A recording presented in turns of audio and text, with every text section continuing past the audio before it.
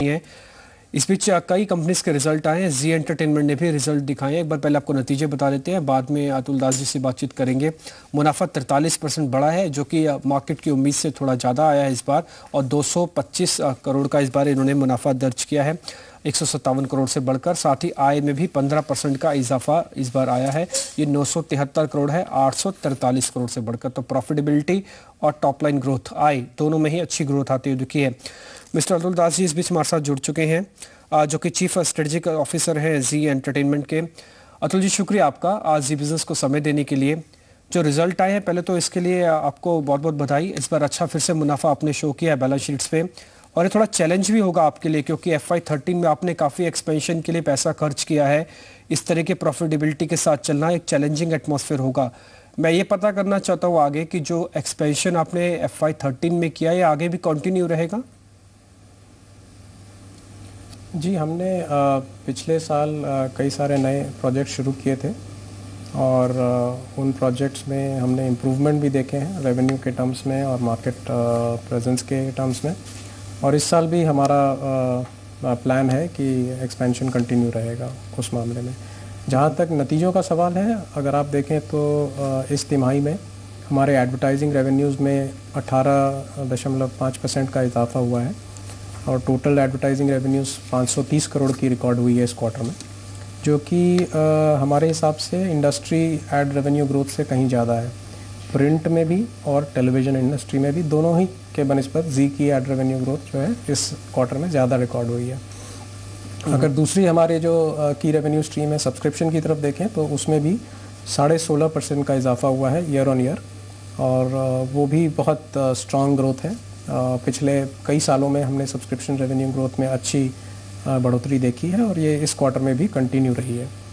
और अगर हम अपने एबिटा और ऑपरेटिंग प्रॉफिट की तरफ ध्यान दें, तो उस पर 25% का इजाफा हुआ है, और टोटल एबिटा जो है 291 करोड़ 291.5 करोड़ का रिकॉर्ड हुआ है। इसकी वजह से हमारी ऑपरेटिंग मार्जिन्स फर्स्ट क्वार्टर, इस क्वार्टर की तिमाही में 29.9% की दर्ज हुई है, जो कि पिछले साल के पहली तिमाही के 27.7% से कहीं बेहतर है। तो ओवरऑल जो परफॉर्मेंस है हमारा, या तो आप ऑपरेटिंग पैरामीटर्स में देखें या फाइनेंशियल पैरामीटर्स में, आई थिंक जी ने काफ़ी अच्छा प्रदर्शन किया है इस क्वार्टर में। और ये है despite the fact that quarter generally tough रहा है फॉर द इंडस्ट्री, और television industry I would say जो compare to overall industry, television industry ने डेफिनेटली अच्छा प्रदर्शन किया होगा ओवरऑल, लेकिन within the television segment भी जी ने काफ़ी अच्छा परफॉर्मेंस दिखाया है। क्या इसी पेस के साथ आगे भी क्वार्टर के अंदर उम्मीद कर सकते हैं कि इसी पेस के साथ हम चलेंगे? और दूसरा, जो फ्री कैश फ्लो है, FCF है, आपकी शीट्स में काफ़ी इस बार अच्छा रहा है, ये भी आगे कंटिन्यू होगा? जी, हमारी तो कोशिश है कि हम अपना मार्केट शेयर और बढ़ता हुआ देखें, और हमारी इन्वेस्टमेंट भी जारी है। तो हमने पिछले साल भी नए इन्वेस्टमेंट्स किए थे, इस साल भी हम कंटिन्यू कर रहे हैं।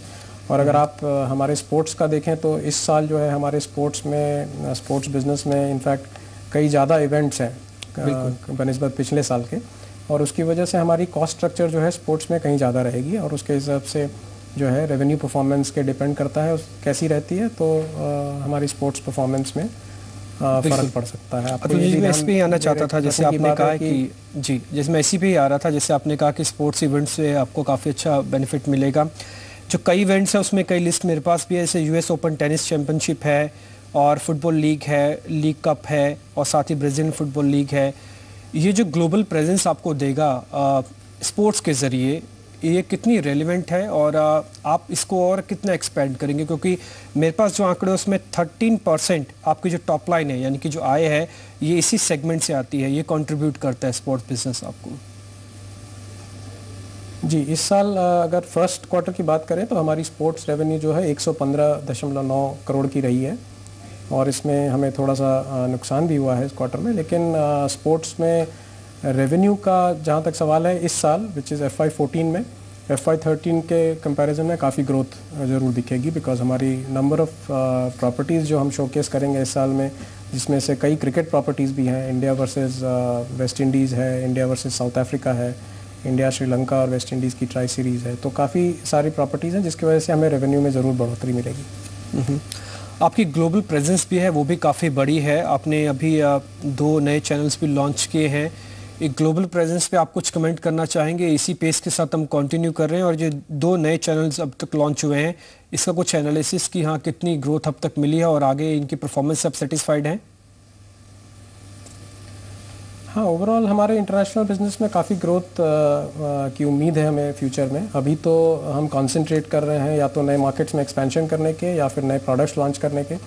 उसके ही तहत हमने पिछले साल ZL1 लॉन्च किया था मिडल ईस्ट के मार्केट में और उसकी शुरुआत तो अच्छी हुई है और हम यही उम्मीद करते हैं कि और भी जो नए अपॉर्चुनिटीज़ हैं हम उसका अच्छा बेनिफिट ले पाएंगे इंटरनेशनल मार्केट्स में भी।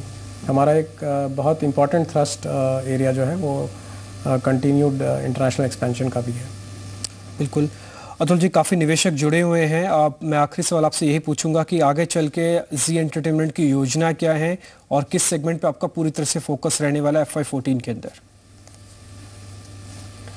FY14 में देखिए हमारा एक तो बहुत बड़ा फोकस रहेगा सब्सक्रिप्शन रेवेन्यू को डेवलप करने में और जहाँ तक डैश का इम्प्लीमेंटेशन का सवाल है, आपको पता होगा कि डैश 1 और dash 2 digital addressable subscription system जो है वो दोनों इम्प्लीमेंट हो चुके हैं। हालांकि थोड़ी सी अभी भी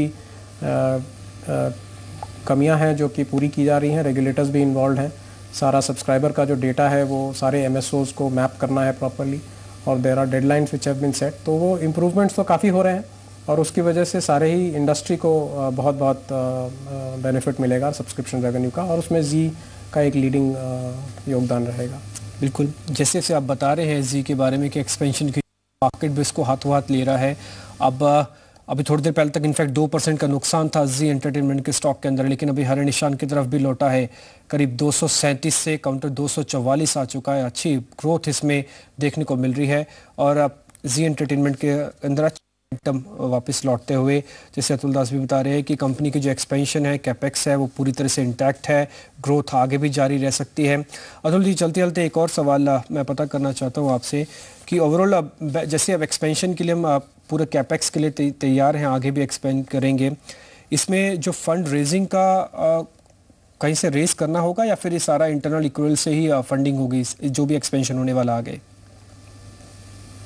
जी नहीं, इनफैक्ट जो सबसे अच्छी बात है कि जी एंटरटेनमेंट की जो कैश फ्लो पोजीशन है वो बहुत स्ट्रांग है। At the end of first quarter, जो पहली तिमाही के बाद जो हमारे पास कैश पोजीशन है बुक्स में करीब 1500 करोड़ की है। तो हमें कोई अपने एक्सपेंशन के लिए कहीं से भी एक्सटर्नल फंड्स की भी ज़रूरत नहीं पड़ेगी और इनफैक्ट हमारी बुक्स में जो कैश है वो काफ़ी है उसके लिए। इनफैक्ट आपको पता होगा पिछले क्वार्टर के एंड में जब कंपनी ने full year audited results declare किए थे तो बोर्ड ने प्रेफरेंस शेयर्स के डिविडेंड का अनाउंसमेंट किया था और हमने ये अनाउंस किया है कि अगले 8 सालों में कंपनी ने कमिट किया है कि 2000 करोड़ प्रेफरेंस शेयर के थ्रू निवेशकों को वापस करेगी कंपनी। तो हमारी कैश पोजीशन बहुत अच्छी है, हमें फंड रेज करने की कोई आवश्यकता नहीं। शुक्रिया आपका आज समय देने के लिए और ये बताने के लिए कि कंपनी का कारोबार इस समय काफ़ी अच्छा है। एक्सपेंशन पूरी तरह से आगे भी कंटिन्यू रखेंगे, कैपेक्स पूरी तरह से तैयार है, बुक्स में काफ़ी कैश है और जो ग्रोथ अब तक देखी है इसी मोमेंटम के साथ वो आगे बढ़ना चाहिए। अतुल जी, शुक्रिया आपका